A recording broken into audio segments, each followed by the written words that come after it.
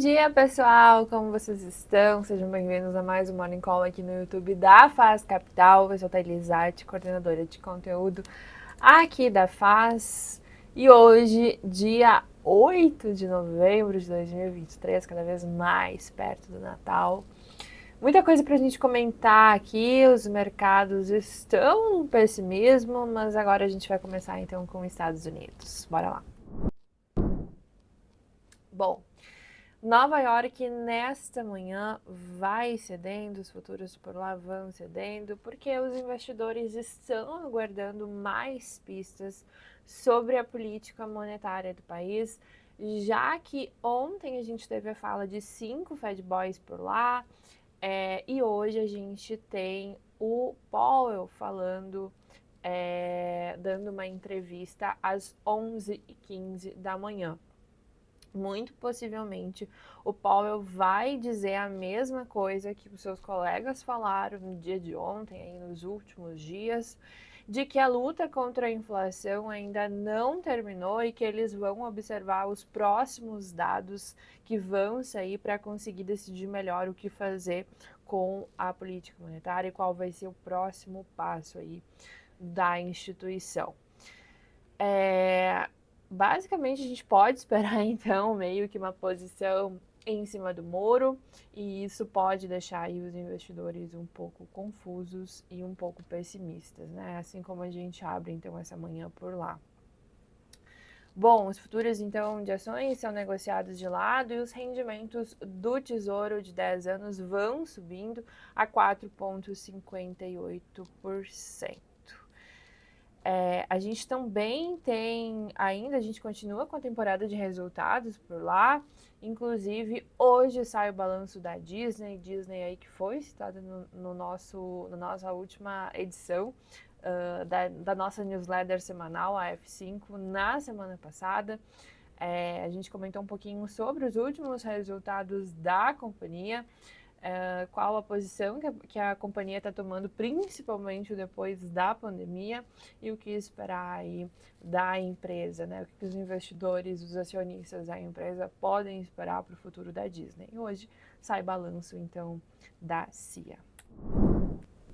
Bom, entrando em Ásia, a gente teve um fechamento majoritariamente em queda nesta madrugada, com pouquíssimas aí exceções, a espera justamente, né, desse pronunciamento do Powell no dia de hoje, agora às 11h15 da manhã, como eu falei, e de dados da inflação chinesa que sai hoje à noite, às 10h30 da noite. Vale também ressaltar que em Dalian o minério de ferro acabou subindo 0,86%, depois que o presidente do Banco Central por lá disse que a China vai atingir com facilidade a sua meta de crescimento de 5%, coisa que as instituições, várias instituições, né, já dizem que não vai ser possível. E ainda sugeriu que o banco pode estimular instituições financeiras a fornecerem crédito para combater a fraqueza do setor imobiliário. E no Japão, então, uma pesquisa também mostrou melhora do sentimento das indústrias em novembro. Vale também comentar que eu acabei fazendo um texto sobre a China, a situação da China, comentei bastante sobre o mercado imobiliário, comentei muito sobre como essa situação, essa crise, né, em relação ao PIB de lá, o crescimento, enfim, econômico dos chineses, na nossa página de conteúdos. Então você também consegue acessar tudo isso que eu tô falando lá no link da bio do nosso Instagram. Fica a dica. E comentando os principais fechamentos, então, asiáticos, a gente teve Tóquio, o índice Nikkei, então, fechando com uma queda de 0,33%, Hong Kong fechando também com queda de 0,58%, principal índice da China, o Xangai Composite, fechando com uma queda pouco expressiva, mas ainda com uma queda de 0,16%. Europa vai seguindo Nova York, não é novidade, né? Então a espera justamente da fala aí do Powell nesta manhã. Deixa eu pegar aqui a minha colinha. E vale comentar que mais cedo a gente teve a leitura de inflação alemã de outubro, confirmando a expectativa e caindo a menor nível em 2 anos, com a primeira queda nos preços de energia em 3 anos. E há pouco o varejo na zona do euro em setembro acabou decepcionando. Então a gente tem alguns sentimentos mistos sobre os indicadores vindo da Europa. Vale comentar que a gente tem temporada de balanços também por lá, então a gente pode esperar alguns balanços saindo, né? Algumas instituições decepcionando ou não. E vale também comentar que as mineradoras em Londres acabam operando sem direção única nesta manhã. E já passando para o Brasil,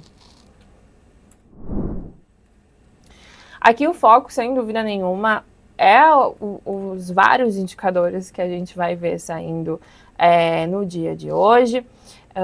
A agenda é intensa, bem intensa. A gente tem IGP, dados fiscais, vendas do comércio. A gente também tem uma série de balanços para sair, afinal de contas, a gente por aqui também está em temporada de resultados.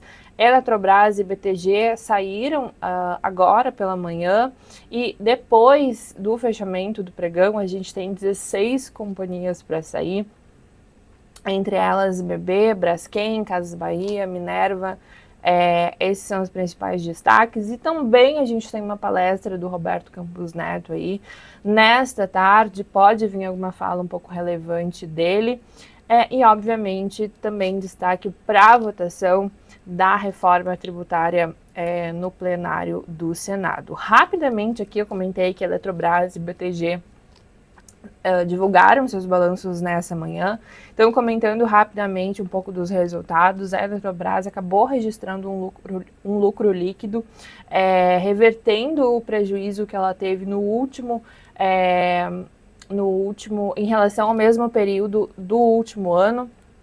E o BTG acabou também reportando um lucro líquido de 2,7 bilhões no terceiro tri, uma alta de 19%, superior aí ante o mesmo período também do ano passado.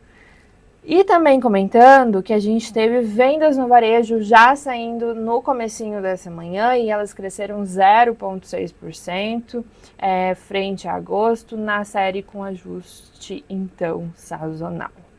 Bom, comentei aí, sem dúvida, hoje a expectativa maior para essa fala do Powell, os mercados ficam então à espera disso.